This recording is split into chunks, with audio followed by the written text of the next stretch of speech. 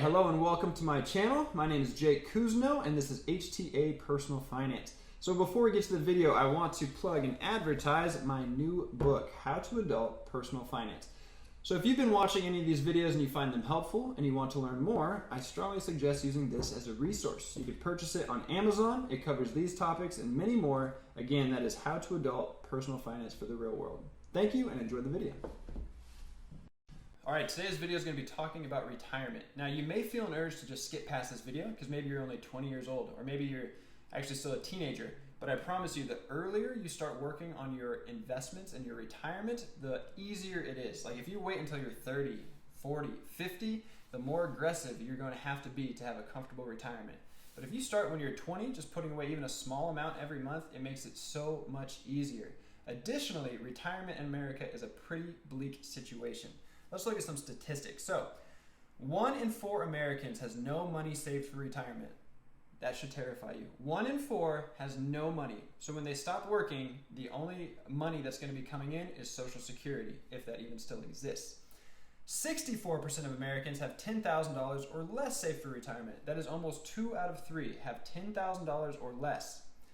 44% of Americans are still paying off their home when they retire. Again, if you have no money and you need to be paying for your rent or your mortgage, that is a dangerous combination.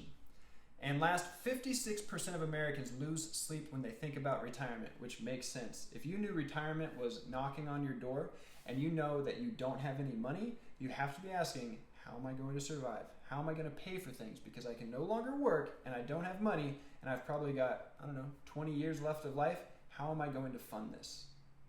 Now that I've terrified you, I will give you some good news. If you are watching this and you are a younger person, again, if you're in your teens or 20s or even early 30s, you could still be just fine. Because if you start now, and again, if you start slowly investing, putting money away every month, you can have a comfortable retirement.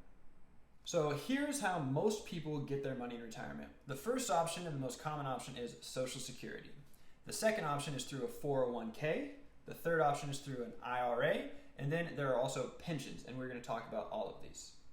All right, first is Social Security. Now, if you are already working and you've been receiving paychecks, you're going to see this annoying thing with each paycheck that you get where it takes money out of your paycheck and it goes to something called Social Security. Essentially, what Social Security is, it is a mandated form of retirement fund. So money is taken out of every one of your paychecks, and it basically goes toward the people who are already retired and who have already paid for their Social Security when they were working, and it helps give them money in retirement. Now, this is great because it's going to provide some sort of funding in your retirement, but as of 2020, the average monthly payment is only $1,503. And again, you should probably be aware by now that's probably not enough to survive. So you will need to supplement your Social Security, especially if you don't have your house paid off. If you are renting, that's basically, by the time you graduate or by the time you retire, that's basically going to be probably your entire housing budget. Okay, so the most common way to retire in America or fund retirement is through what's called a 401k. Now, you may have heard this before. A 401k is generally sponsored by your employer. And similar to your Social Security, what it does is, if you opt into it, which I suggest you do, if you opt into it, it will take an amount of your money from your paycheck each month or each pay period, and it will put it into your retirement fund.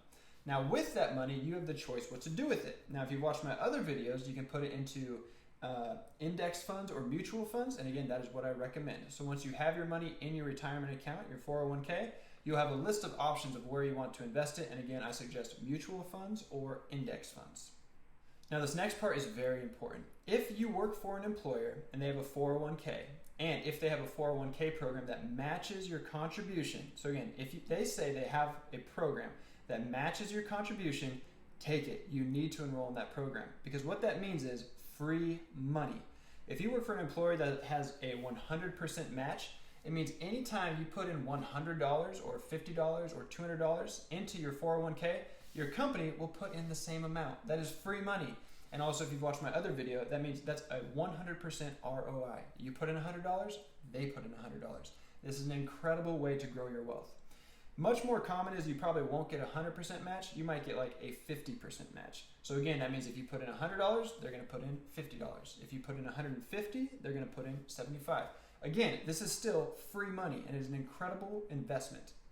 Now, there are always limits to your contributions and the matching provided by your employer. For example, a very common matching setup is 50% match up to 6% of your salary. So this means, let's say your salary is $100,000. Your company is going to match 50% of your contributions until you have put in $6,000. So once you put in $6,000, which again is 6% of your total income, they will stop because they have now put in 50%, which is $3,000 of 6% of your income. Again, $100,000 salary, so 6% of that is $6,000. Your employer will put in 50% up to that 6% number. Again, that would be $3,000. There are also other advantages to a 401k. My favorite is that they are easy. So the way it works, again, money is just taken directly out of your paycheck. So without your thinking or without much action on your part, money is taken out of your paycheck and it goes straight to your investment for your retirement. This is incredible because it really automates your finances. And when you're budgeting, when you're working on finances, when you're working on growing your wealth, if you can automate anything, it is a huge advantage. Additionally, there are tax advantages and tax incentives to a 401k. I'm going to talk about those in greater depth in some videos called traditional versus Roth. Also, if you were to ever change jobs, it's not like, oh, I just lose all the money that I've saved with this company. You can transfer your 401k to another company, or you could transfer that money to something called an IRA. Another retirement option is the IRA. Now, an IRA is an individual retirement account. Now, in function, they work very similarly to a 401k. The biggest difference is that they are not provided by an employer. Again, it's just provided by you. So you can go and seek these funds generally to either, if you don't have a 401k, to provide for your retirement or to supplement your 401k in retirement. Now, the 401k and the IRA do share some similarities. Because these accounts are really meant for retirement, you can't take the money out whenever you want. So again, because they're meant for retirement, you shouldn't take money out of them until you are of retirement age. So if you take it out early, you'll be faced with a steep penalty. So one thing you don't want to do with your retirement account is just put so much money in that it leaves no money in your bank account for you to live on, right? Because if you have to take that money out, you have to pay a steep penalty and you don't want to do that. Now, so the biggest difference between the IRA and the 401k is that they have different contribution limits. Now, again, because these are such an incredible deal, you can't just dump all of your money into them. So with the 401k, as of the year 2020, you can't contribute more than $19,500 of your own money. Now, your total can be higher than $19,500 because it can include the contributions of your employer, but you personally cannot put more than $19,500 in your 401k. Now, with an IRA, the contribution limits are much lower. So as of 2020, you can't contribute more than $6,000 in a year. Now, a common question I get from my students is, hey, this sounds fantastic. I want to be rich. I want to be a millionaire. How do I actually do it? How do I start a 401k? How do I start an IRA? So the 401k is actually much easier because once you get a job, if your employer offers a 401k, you will go to the human resources officer, and on the first day, they'll say, hey, do you want to contribute to our 401k? And especially if they offer a match, you say, yes, I do. So you will enroll in the program, and they'll basically ask you, how much money from each of your paychecks do you want to have taken out for your 401k? So you get to choose that amount, they don't get to choose it. So you really have control over your investments. And again, once you set that up, you will choose, now that you have money in this account, where do you want to put it? Do you want to put it in aggressive stocks? Do you want to put it in conservative stocks? Do you want to put it in really safe investments? And again, my recommendation is mutual funds and index funds. I think that's the best option for you. Now, for an IRA, you're going to have to set that up on your own. Now, you can go to places like Charles Schwab, Fidelity. I personally recommend Vanguard. Now, Vanguard is great because they have super low expense ratios and they have really quality options for your investments.